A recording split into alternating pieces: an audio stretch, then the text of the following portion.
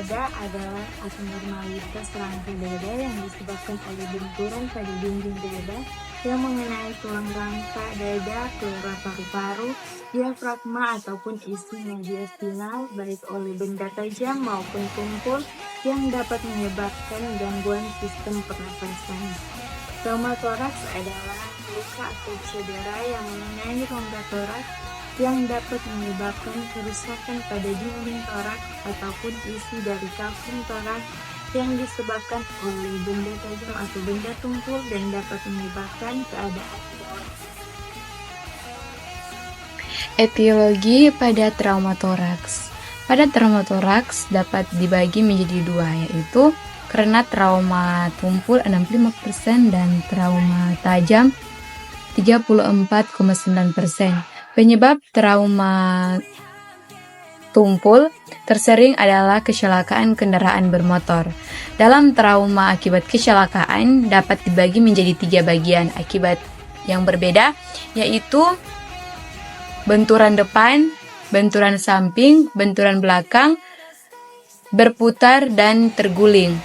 Dan penyebab trauma tajam dibagi atas 3 berdasarkan dengan energinya. Yang pertama, berenergi rendah seperti trauma tusuk, berenergi sedang seperti tembakan pistol, dan berenergi tinggi seperti tembakan senjata militer.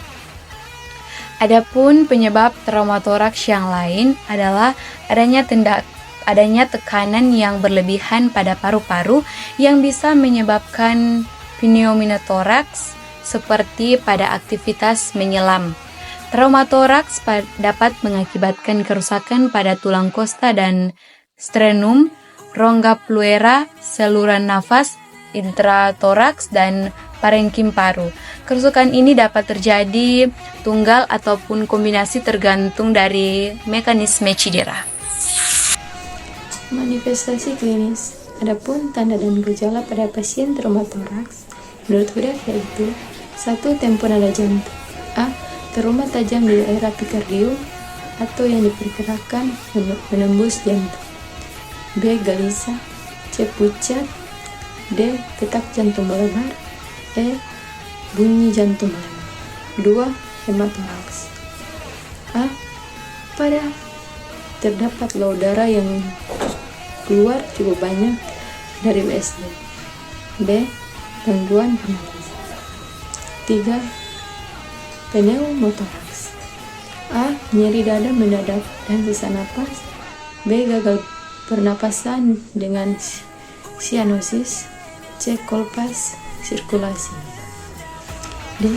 Dada atau sisi yang terkenal lebih resonan pada perkusi dan suara napas yang terdapat jauh atau tidak terdengar sama sekali. E. Pada auskultasi terdengar bunyi klik. F. Komplikasi. Trauma toraks memiliki beberapa komplikasi seperti pneumonia 20%, pneumotoraks 5%, hematotoraks 2%, emfisema 2%, dan kontusio pulmonum 20%, di mana 50-60% pasien dengan kontusio pulmonum yang berat akan menjadi RDS. Penata laksanaan.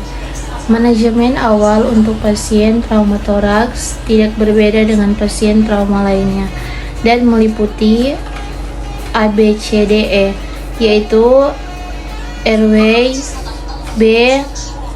breathing, C. circulation, D. disability, E. exposure.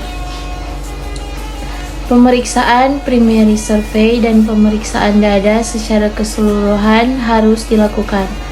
Tujuannya adalah untuk mengidentifikasi dan menangani kondisi yang mengancam nyawa dengan segera, seperti obstruksi jalan napas, tension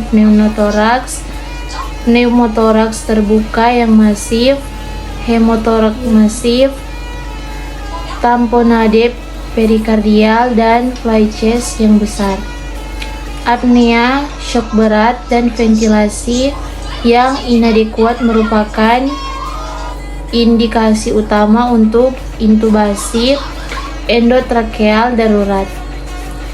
Resusitasi cairan intravena merupakan terapi utama dalam menangani shock hemoragik. Manajemen nyeri yang efektif merupakan salah satu hal yang sangat penting pada pasien trauma toraks. Ventilator harus digunakan pada pasien dengan hipoksemia, hiperkarbia, dan takipnea berat atau ancaman gagal napas.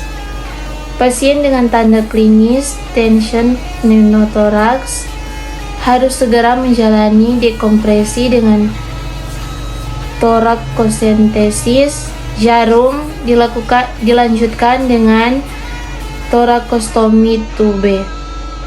Fototoraks harus dihindari pada pasien. Pasien ini karena diagnosis dapat ditegakkan secara klinis dan pemeriksaan X-ray hanya akan menunda pelaksanaan tindakan medis yang harus segera dilakukan. Pengobatan trauma dada atau tegang masih tergolong ringan dengan perawatan yang tepat. Cedera akan sembuh sendirinya dalam beberapa minggu dengan mengikuti metode RICE, yaitu RACE, hindari aktivitas berat terutama yang berkontribusi pada ketegangan otot atau otot dada tertarik. Sebaiknya istirahat badan sehingga pulih. ACE, kompres air ACE pada bagian dada yang cedera agar dapat membantu mengurangi rasa sakit. Lakukan 20 menit selama beberapa kali sehari. Selanjutnya komprehensif untuk mengurangi pembekakan, maka balut cedera dengan perban. Jangan balut terlalu kencang agar tidak menambah rasa sakit. Elevation, pastikan ketinggian dada tetap terjaga terutama pada saat tidur. Anda dapat menggunakan bantal agar dada tetap tertompang. Nah, di slide ini selanjutnya ada pencegahan untuk trauma dada. Nah, di sini ada namanya dengan pencegahan primer terhadap trauma dada.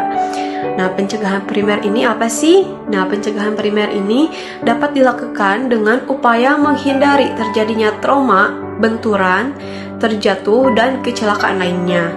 Nah, di sini itu dalam pencegahan primer ini dalam melakukan aktivitas yang berat atau mobilisasi yang cepat apapun itu dilakukannya dengan cara hati-hati, dengan memperhatikan pedoman keselamatan dengan memakai alat pelindung diri. Ada pencegahan sekunder. Nah, untuk pencegahan sekunder ini dilakukan untuk mengurangi akibat-akibat yang lebih serius dan terjadinya trauma dada dengan memberikan pertolongan pertama yang tepat dan terampil pada penderita. Nah, untuk pertolongan pertamanya itu, yang pertama itu ada pemeriksaan klinis dilakukan untuk melihat bentuk dan keparahan tulang yang patah. Nah, selanjutnya itu ada pemeriksaan dengan foto radiologis, sangat membantu untuk mengetahui bagian tulang yang patah yang tidak terlihat dari luar. Nah, untuk pengobatan yang dilakukan itu dapat berupa traksi, pembidaian dengan gips, atau dengan fiksasi internal maupun eksternal. Nah, yang selanjutnya itu ada pencegahan tersier. Untuk pencegahan tersier ini, pada penderita trauma dada ini, yang bertujuan untuk mengurangi terjadinya komplikasi yang lebih berat dan memberikan tindakan pemulihan yang tepat untuk menghindari atau mengurangi kecacatan. Nah, untuk pengobatan yang dilakukan itu disesuaikan dengan jenis dan beratnya trauma dada dengan tindakan operatif dan rehabilitasi. Nah, untuk rehabilitasi medis ini diupayakan untuk mengembalikan fungsi tubuh untuk dapat kembali melakukan mobilisasi seperti biasanya.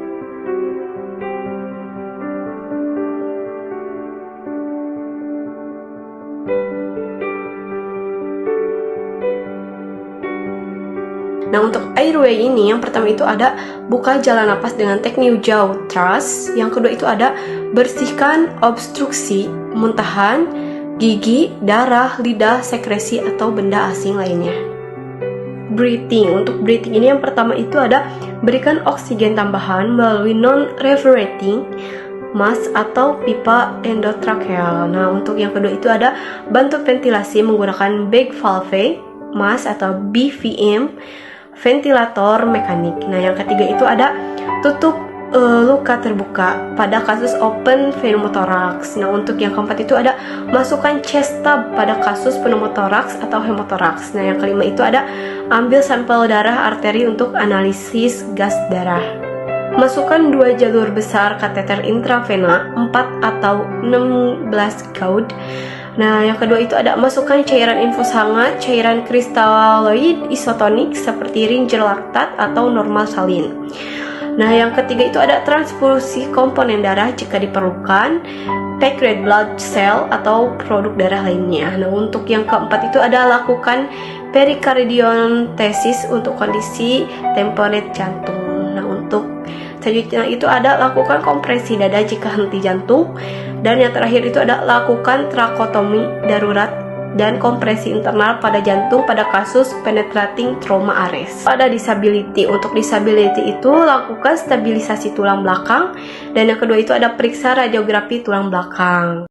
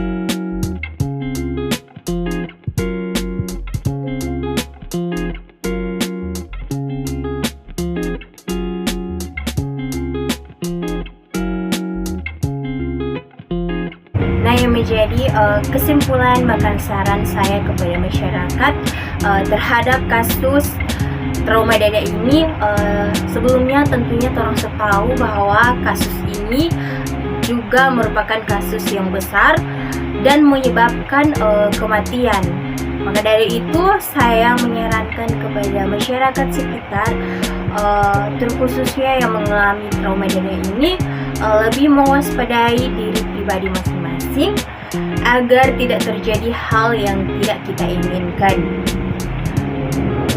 Karena kita juga tidak akan tahu hal yang nantinya akan menimpa setiap kegiatan atau aktivitas yang kita lakukan setiap hari dan menyebabkan trauma dada ini.